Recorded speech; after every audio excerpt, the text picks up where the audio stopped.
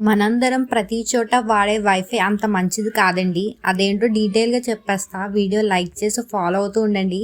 మనం ట్రావెల్ చేస్తున్నప్పుడు ఏదో ఒక హోటల్ బుక్ చేస్తూ ఉంటాం. హోటల్లో వైఫై అయితే యూజ్ చేస్తూ ఉంటాం కదా. ఈ వైఫై యూజ్ చేయొద్దు అని మైక్రోసాఫ్ట్ థ్రెడ్ ఇంటెలిజెన్స్ టీమ్ చెప్తుంది. హోటల్లో మనం వైఫై కనెక్ట్ చేస్తాం కదా, మన సరౌండింగ్స్లో స్కామర్స్ ఉంటారు కదా, వీళ్ళు అక్కడే స్టే చేస్తున్నారంట. ఆ హోటల్ చుట్టుపక్కలే స్టే చేసి హోటల్ వైఫైని హ్యాక్ చేసి మనకు ఒక చిన్న అప్డేట్ పంపిస్తున్నారనమాట. బ్రౌజర్స్ యూజ్ చేస్తుంటారు కాబట్టి బ్రౌజర్కి ఒక అప్డేట్ పంపిస్తున్నారు.